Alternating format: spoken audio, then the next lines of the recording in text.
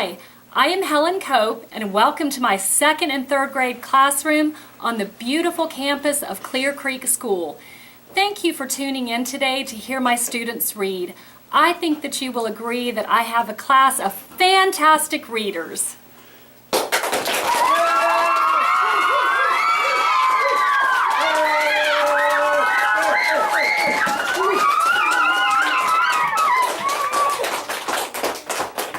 Hi, my name is Anthony, and I'm going to be reading David Goes to School. David's teacher always said, "No, David, no yelling, no pushing, no running in the halls." "David, you're tardy." "Sit down, David." "Don't chew gum in class, David." "David, raise your hand." "Keep your hands to yourself." "Pay detention." "Wait your turn, David." I don't care who started it." "David, recess is over." "Shh." "Again." "That's it, mister. You're staying after school." "David, have you finished?" "Good job, David." "Yes, David, you can go home now." Thank you for listening to me read.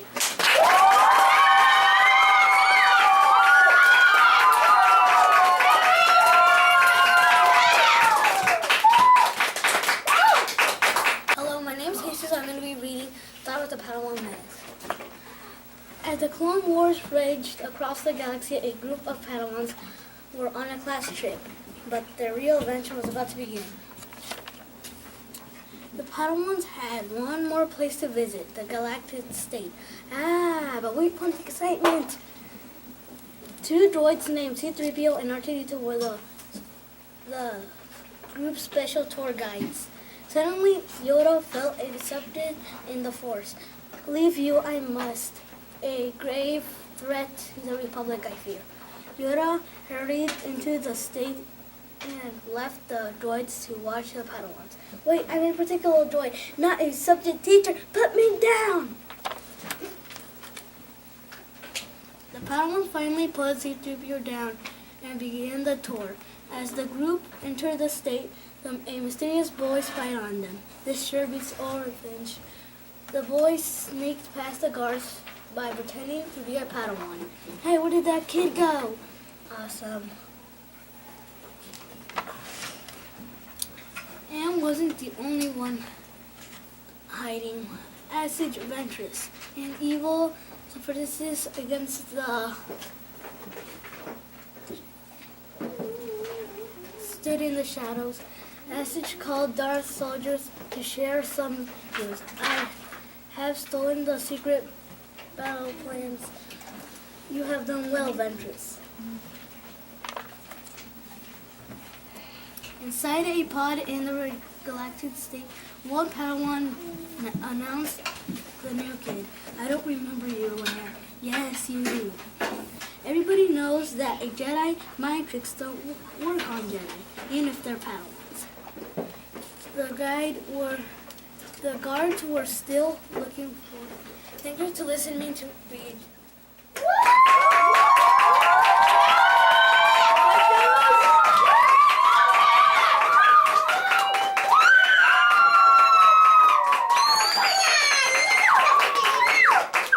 Hi, my name is Zachary, and I'm going to be reading Martha Blah Blah. Martha was always a great communicator, sad, happy, and mad. But when she ate alphabet soup, the letters went up to her brain, slid down to her stomach. And Martha spoke words. "Isn't it time for my dinner?" Martha loved letters, she loved words. "At last, now I can say I am hungry. Let's eat, make many steaks, and let me out, let me in, let me out, let me in." So Martha's family gave her a bowl of alphabet soup every day, so Martha never missed a meal. Having words opened up a world of possibilities for Martha. All the employees of the local Burger Boys knew her well. Welcome to Burger Boy. May I take your order? 10 plain burgers, no squash, no bun. And the neighborhood dogs depended on her. Guesses he's sorry about the steak, but you know dogs will be dogs. Of course, Martha couldn't help but notice how much her family enjoyed having a talking dog. How special they thought she was. What an amazing dog. Yes, she is. That's my dog. What breed is she? Great day for a run. Where's the stick? Look, a talking dog. Yeah, right. There was someone else who loved letters as much as Martha. Alpha Albert was the A man at Granny Soup Company. He made all the A's that went into alphabet soup. Alf loved his job, and he was good at it. He assumed he would always have it. Unfortunately, the new owner of Granny Soup Company, Granny Flo, had other ideas. Granny Flo was looking at a portrait of the founder, Granny Elsie, when she made new business discount. Why do we need all those letters in this soup? This is soup, not school. Thank you for listening to me read.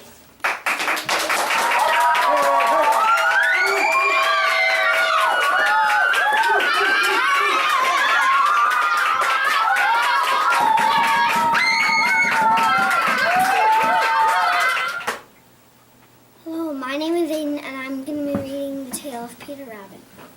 Once upon a time, there were 4 little rabbits, and their names were Flopsy, Mopsy, Cottontail, and Peter. They lived with their mother in a sand bank underneath the root of a very big fir tree. Now, my dear, said old Miss Rabbit one morning, you may go into the fields or down the lane, but don't go into Mr. McGregor's garden. Your father had an accident there. He was put in a pie by Mrs. McGregor. Now run along and don't get into mischief. I am going out. Then old Miss Rabbit took a basket and her umbrella and went through the woods to the baker's. She bought a loaf of brown bread and 5 currant buns. Flopsy, Mopsy, and Cottontail, who were good little bunnies, went down the lane to gather blackberries. But Peter, who was very naughty, ran straight away to Mr. McGregor's garden and squeezed under the gate. First he ate some lettuce and some French beans, and then he ate some radishes. And then, feeling rather sick, he went to look for some parsley. But round the end of the cucumber frame, whom should he meet but Mr. McGregor? Mr. McGregor was on his hands and knees planting out young cabbages, but he jumped up and ran after Peter, waving a rake and calling out, "Stop this!" Peter was most dreadfully frightened.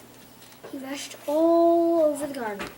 He had forgotten the way back to the gate. He lost one of the shoes among the cabbages and the other shoe amongst the potatoes. Thank you for listening to me read.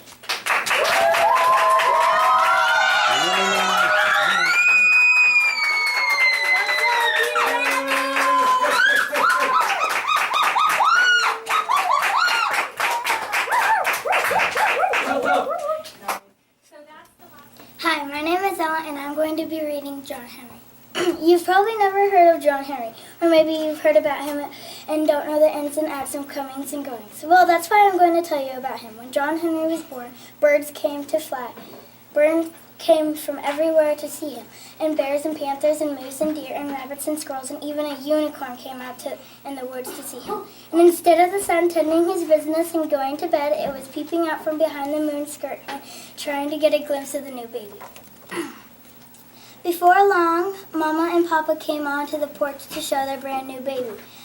The birds oohed and the animals awed, and how handsome the baby was. Somewhere in the middle of the oohs, or maybe it was on in the backside of the Oz, the baby jumped out of his mama's arms and started growing. He grew, and he grew. He grew until his shoulders busted through the roof, which were over the porch. John Henry thought that he was the funniest thing in the whole world. He laughed so loud the sun got scared. He scurried from behind the moon's skirt and went to bed, which he was where it should have been. And all were up. The next morning, John Henry was up at sunrise. The sun wasn't. He was tired and he decided to sleep in. John Henry was going to move. He was not going to have none of that. He hollered up in the sky, "Get up from there! I got things to do and I need light to do them by." The sun yawned, washed his face, flossed and brushed his teeth, and hurried up over the horizon. That day, John Henry helped his Papa rebuild the porch and busted through, added a wing onto the house and the indoor swimming pool, and one of those jacuzzis. After lunch, he chopped down an acre of trees and split them into the fireplace and logs and still had time for a nap before supper. Thank you for listening to me read.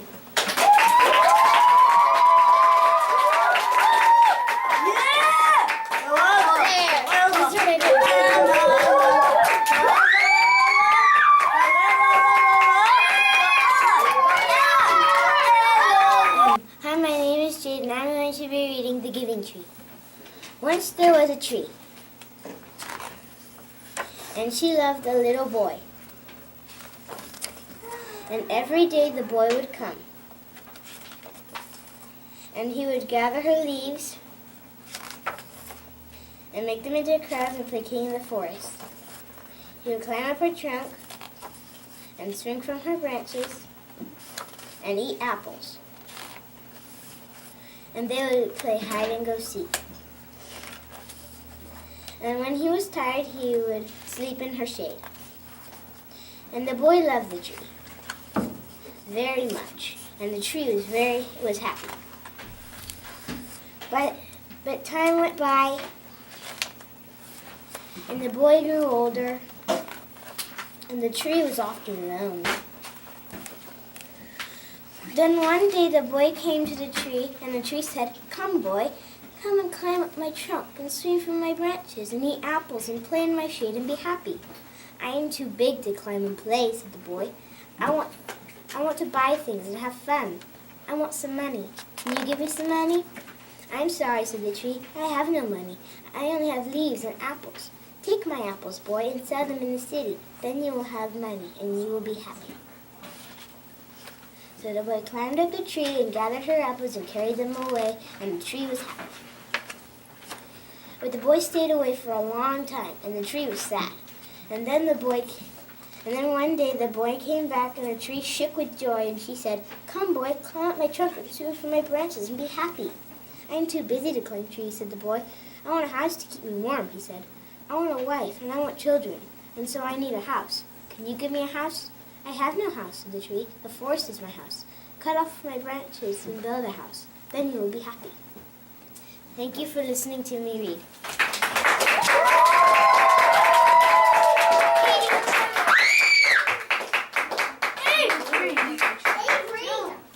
Hello, my name is Katie. I'm going to be reading Amazing Sharks. There are more than 350 different kinds of sharks. Some are as long as a fire truck. Some are so small you could hold one in your hand. Some sharks have dull teeth. Others have teeth so sharp they can bite out of a turtle shell. Some sharks live in rivers. Others hide on the ocean bottom or swim in deep water. Some sharks even glow in the dark. Almost all sharks are hunters. Animals that hunt are called predators. The white shark is a predator. It attacks from below to kill its favorite food, seals or sea lions. These animals are called prey. A white shark can grow as long as a pickup truck. A whale shark can be as long as 2 white sharks. Its mouth can be wider than your front door. It is the biggest fish in the world, but it eats mostly animals smaller than your fingernail. The angel shark hides under the sand and waits for a fish to swim by. Then the shark rushes out to eat it. The cookie cutter shark takes just one bite out of a fish, a whale, or a seal. The bite is round like a cookie. Then the shark swims away. Sharks are fish, but they are different from other fish. Other fish have bones. A shark's skeleton is cartilage. Your ears and nose are made of cartilage. It bends more easily than bone. A shark can bend and twist to turn quickly when it is swimming. Most fish lay eggs in the water. Some sharks lay eggs too, but most sharks give birth to their babies. Sharks' babies are called pups. The pups live. Thank you for listening to me read.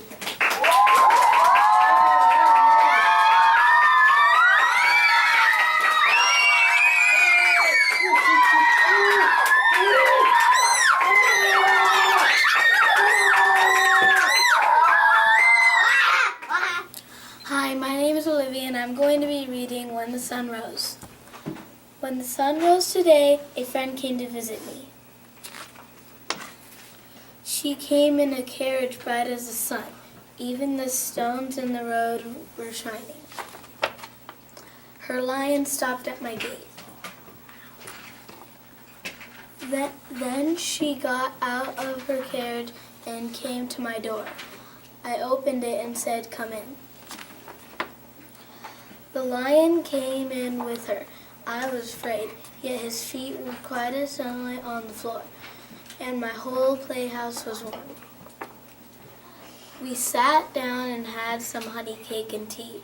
The lion had blueberries with cream. Then our dolls traded dresses. The lion purred. And we made rainbows all day.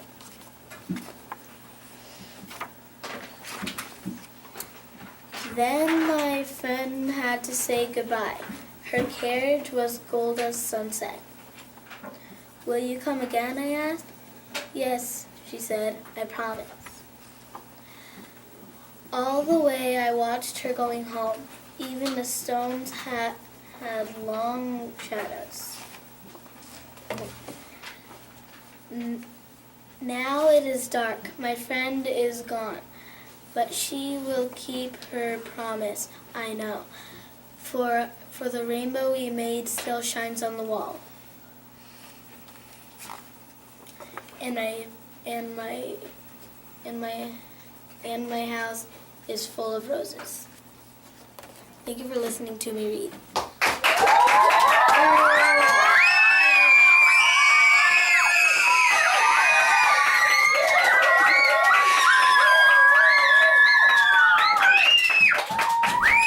Hi, my name's Lauren, and I'm going to be reading Duck, Duck, Moose. One day in the great north woods, "Sure is getting cold," said Duck. "I'm freezing," said Other Duck. "Just the way I like it," said Moose. "You guys want to go get pancakes?" said Moose. "No can do," said Duck. "We're going south for the winter," said Other Duck. "You sure you don't want to come with us?" said Duck. "You just may like it," said Other Duck. "No way," said Moose. "I like it right here. Bear will get pancakes with me." "Do not disturb until spring," signed Bear. But Bear was already hibernating. "You've got to be kidding," said Moose. "I guess I'll have to get pancakes by myself." But the pancake hump was closed until spring. "This is going to be one long, lonely winter," thought Moose, "unless you guys still have room for me," and away they went. "Hey," said Duck, "I see New York City." "Hey," said Other Duck, "I see Washington, D.C." "Hey," said Moose, "I've got to go pee." Honk, honk, somewhere in Georgia, friends got lost in a traffic jam. "Row, row, row your boat," sang Duck. "Gently down the stream," sang Other Duck. "Oh, brother," said Moose. At last they arrived. "Welcome to Florida," said Duck. Alligators welcome. Wait, watch out for alligators, said Other Duck.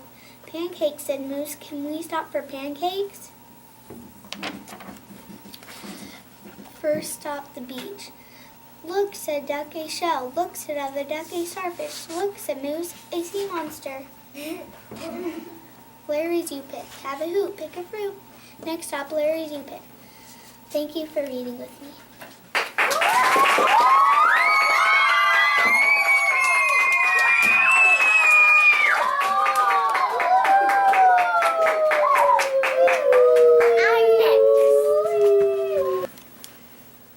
Hi, my name is Megan McDaniel, and I will be reading George Shrinks. One day, while his mother and father were out, George had a dream he was small. And when he woke up, he found it was true. His parents left him a note. Dear George, when you wake up, please make your bed. Brush your teeth and take a bath. Then clean up your room and go get your little brother. Eat a good breakfast and wash the dishes, dear. Take out the garbage and play quietly. Make sure you water the plants and feed the fish. Then check the mail and get some fresh air.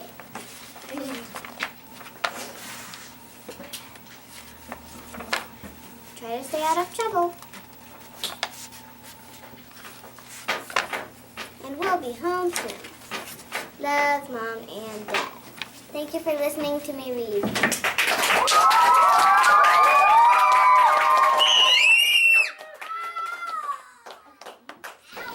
Hi, my name is Avery, and I'm going to be reading Diary of a Kid, The Ugly Truth. But I always figured that would be the way me and Dad would stay in touch. Hello? Hup, hup, hup, let's go, let's go! Yesterday was the first day I tried to wake myself up, and it didn't work out so well. My alarm clock went off, and all but the sound just worked its way into my dream. Meep, meep, meep, meep, meep. Cut it out! And today didn't go any better. I set my alarm clock to radio and tuned it to classical music station because I didn't want to hear that annoying beep first thing in the morning. But the music didn't wake me up either.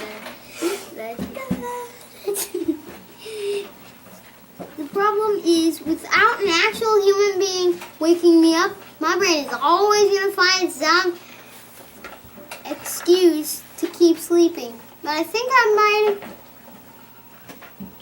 have figured out a solution to this alarm clock situation. I found one of those old-style wind-up clocks in the storage room today, and those clocks make a huge racket when they go off. I tested it out to see if it still worked, and sure enough it did. Ring! I don't think anyone could sleep through a noise like that. The problem is that the clock doesn't have a snooze bar, so I'm worried I'll shut it off and fall back to sleep. So tonight I hid the clock under my bed. This way, when the alarm goes off, I'll have to get up to find the clock and I'll be ready for the day. Friday. Thank you for listening to me read.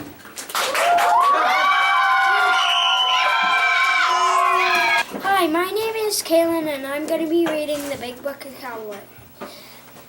Horses and cow horses. Cow punching demands plenty of hard riding from the cowboy and plenty of wind and stamina from the horse. But not all Western horses are cow horses. A roping horse is trained especially to work with his rider as a team, roping calves for branding. A circle horse, picked for wind and endurance, is used to help the cowboy round up cattle on the range. This job calls for miles of hard riding, since some grazing ranges cover thousands of acres of pasture land. A cutting horse is a fast, nimble-footed pony trained to separate the beeves, full-grown beef steers ready for marketing, from the main herd. at fall roundup. Intelligent, fast, short, quick dashes. A good cutter will follow whatever steer cowboy spots, quickly drive through the main herd to the outer edge, then to the holding herd. In short, a good cow horse is not only a cowboy's mount, but also its partner. Thank you for listening to me read.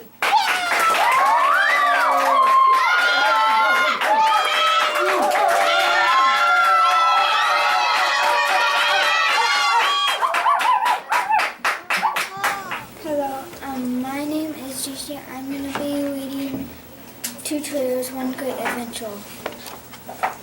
Chapter 1, Wolf Dogs on the Run. Get out of my house. You don't ever come back, you wolfless wolves, the woman shouted as she hit one. Then the other wolf dog with a widely flaring broom. One of you broke my coffee cup with your big tail. Every time you come and break something else, I wish you would just leave and never come back, she yelled at Samantha and Castle. It seemed they were always in trouble for something. They were so big, but they couldn't help that. That's just the way hybrid wolves grow. Samantha, or Sam, as she was called, was a quiet, timid, three-quarter red timber wolf. Although she was big, she was very easy to be around and very gentle. Her yellow eyes had a piercing look that showed the wolf in her. She carried her tail straight out rather than curled. Over her black and husky, anyone could see she was strongly bred on the wolf side. Castle was big, 125 pounds. Happy to go, lucky half wolf. He usually had a smile on his face and a shine on his eyes, yet he had a darker side than Sam. He didn't like to be mistreated. He refused to cower like Sam. Instead, he would growl and even snarl when we read. Thank you for listening to me read.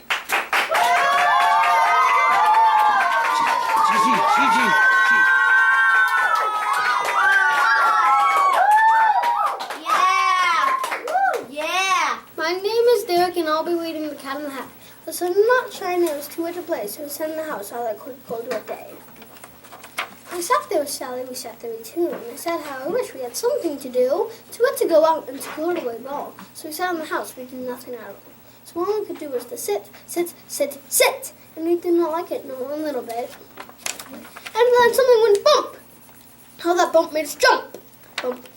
We looked there and saw him stepping on the mat. We looked there and saw him, the cat in the hat, and he said to us, "Why do you sit there like that? I know it is wet and the sun is not sunny, but we can have lots of good fun that is funny.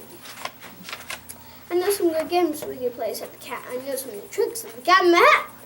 "A lot of good tricks I will show them to you. Your mother will not mind at all if I do."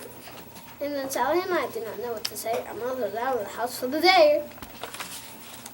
But the fish said, "No, make that cat go away. You know that cat in the hat, you do not want to play. He should not be here, he should not be about. He should not be here when your mother is out." "Now, have no fear," said the cat. "My tricks are not bad," said the cat in the hat. "Why, we can have lots of good fun if you wish, with a game that I call Up with a Fish." "Put me down," said the fish. "This is not fun at all." "Put me down," said the fish. "I do not wish to fall." "Have no fear," said the cat. "I will not let you fall. I will hold you up high as I stand on a ball, with a book on one hand and the cup on my hat. But that is not all," said the cat. Look at me now," said the cat. With a cup and a cake on the tip of my hat, I can hold up these books. I can hold up the fish and deliver to a ship, and some milk on a dish. And look, I can hop up and down on the wall, but that is not all. Oh no, that is not all. Look at me now. And this one. Thank you for listening to me read.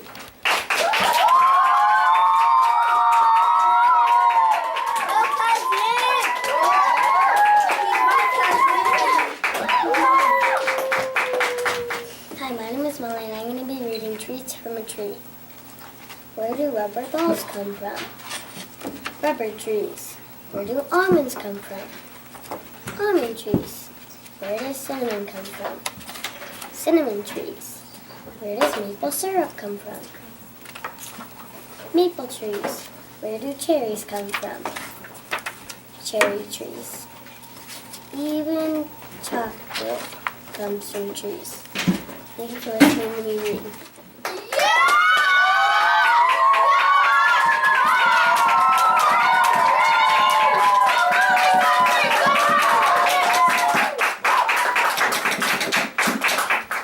My name is Bradley. I'm going to be reading Space Race. They come to race from outer space. The first was Zip in his bright red ship. The next was Zat with his robot cat. Then came Zing on top of a wing. Ray came last with a big loud blast. The countdown flashed in the sky. 5, 4, 3, 2, 1, fly. The ship shot away into the Milky Way. Zad led the pack with Ray and back. Ray passed Zip with a funny flip. Ray passed by Zing with a silly swing.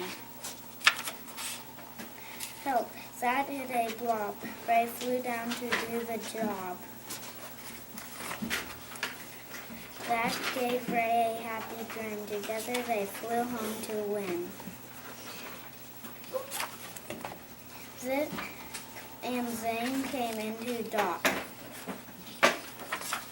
Then they all had a party that made space rock. Thank you for listening to me read.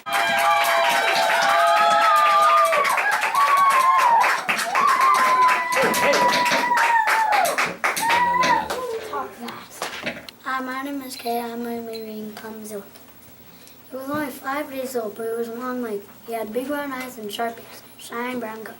Lucky sniffed, and he looked at everything, because he thought he would like to see what the world was meant if he possibly could. But Lucky didn't have very good luck. He sniffed at Horn's nose. Of course, the Horn thought he was just sniffing, and he stung him hard. He looked at the snowball to see how it was put together, and one of the stones rolled off and bumped him hard. He went up the steps of the shed to listen to the little mouse that always nibbled there, but he stepped on a really corn cob, slid all the way down the steps on his poor knees hard. Things had gone that way for days, with things slipping and stinging and bumping. By Thursday, Lucky's knees were all wrapped up with bandages, fresh new ones. Lucky liked the bandages. Maybe having bandages was even better than being lucky. That morning, Lucky trotted out the barn door and down the twisty lane. Jumped over an old turtle who was taking a sunbath and turned into shady woods. There were 2 paths. He wanted to take the Lucky path, and there was nothing so good for it as a poem for that. He stood there saying, "Eeny, meeny, mill, mite, which I take, left or right." This on the smallest boat right here is left ear. Ooh, bands. You'll excuse me for making my personal remarks, of course. Lucky didn't move his feet, but he drew his head back and looked. And there sat Gray Squirrel, leaning his elbows on the edge of his hole, thinking and looking at Lucky. Lucky explained, "I get these nice bandages when I fall down on steps and things, because I'm not very lucky. The place for unlucky people is in the bed squirrel." Gray said, "Don't go there. Gracious no," said Squirrel. Lucky looked happy. And the squirrel said, "Bill is alright for some people, but as for you, I can bring you luck any day of the week. You're so lucky, so lucky." Squirrel took the nuts out of his tube and dropped them back in his little sweet sweet plain. Then he said very plain, "I got up. Thank you for listening to me read."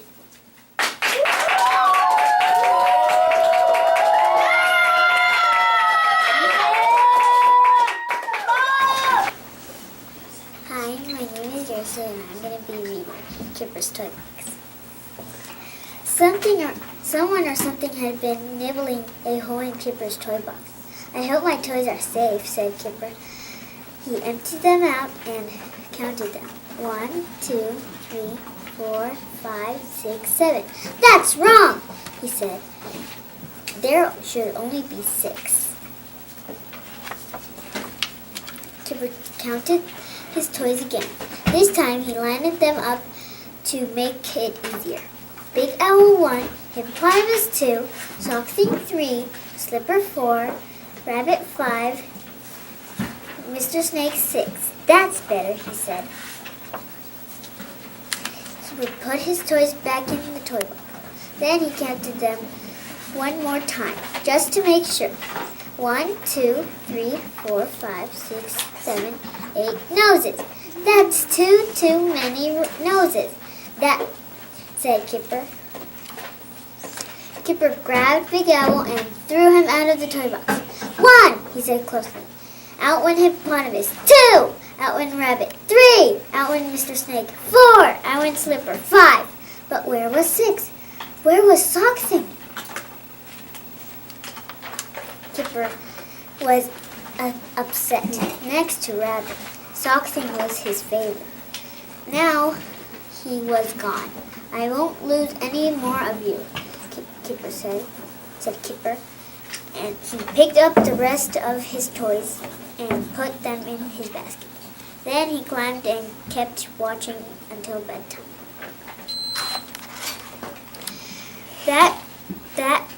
That night, Kipper was awake, but a strange noise. It was coming from the corner of the room. Kipper turned on the light. Thank you for reading to me.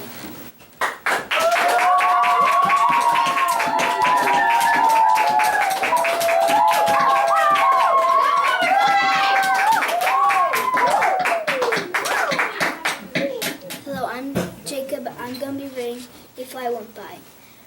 I sat by the lake, I looked at the sky, and as I looked, a fly went by.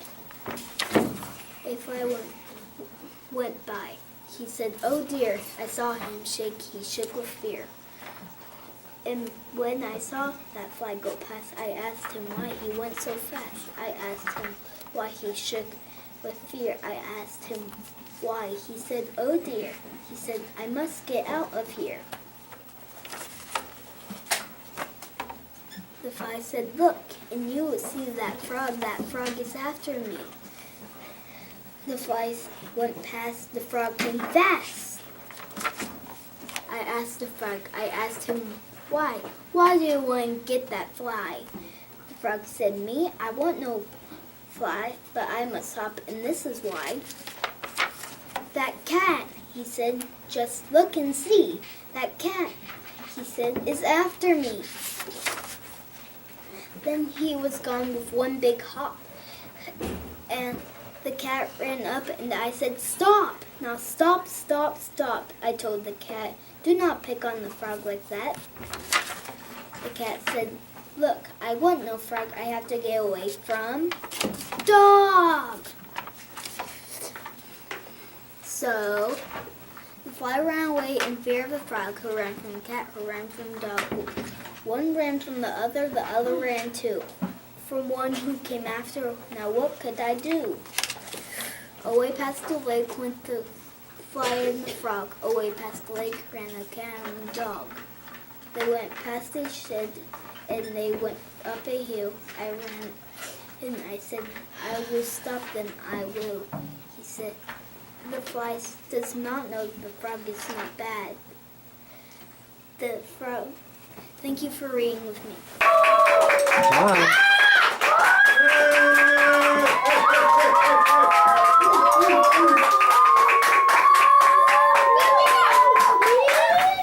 My name is Amelia and I am going to read The Dog Rose. Darling reader, my name is Coco Larue. In these pages you'll hear about a monstrous mutt called Monty. Even the mention of that miserable name makes me shudder. Monty is owned by a decent breed of humans who only have one flaw. They let that mutt get away with everything. My goal here is simple, to have the big, hairy human banish Monty forever, so I can live in peace as a bird of my breeding should. Who are the Lanes? Let me introduce you to them. This is the hairy human. The short one calls him Dad. The pretty one calls him Sweet Buns. The Pink Panthers call him Coach. Name, Coach Walker Lane. Size, big, really big. Big enough to banish the beast. Favorite plays, The Blitz and the Quarterback Sack. Pet peeve, running out of meatloaf. Member of Sneaker of the Week Club. Aurora, the pretty human. She sings all day long. We are birds of a feather. Name, Dr. Aurora Lane. Hair color, scarlet red like the beautiful cardinal. Favorite pizza toppings, arugula and artichokes. Talent, Total Recall for action movies. Member of Meditation for the Masses. The small human, he is too friendly with that pampered pooch. Name, Parker Lane. Dream birthday gift, Stormtrooper helmet and lightsaber. Actual birthday gift, handmade sweater from Grandpa. Strangest physical feature, freckles in the shape of the Big Dipper. Worst quality, loves Monty. I've already introduced myself, but let me add that I am extremely talented and refined, unlike some animals I know. Name, Coco LaRue. Pet peeve, messes, mutts, and misbehaving. Hobbies, flight, song, and sudoku. Favorite food, mango salsa. Member of the Officer Order of the Big Brain Birds. Thank you for reading with me.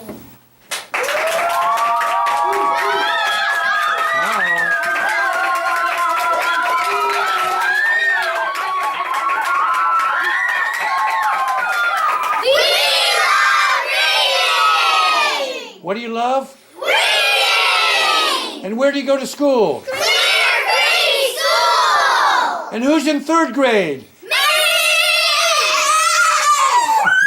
And who's in 2nd grade? Me! And who's your teacher? Me! And who's the best teacher in the whole world? And what do you love? Read! Hey, Avery!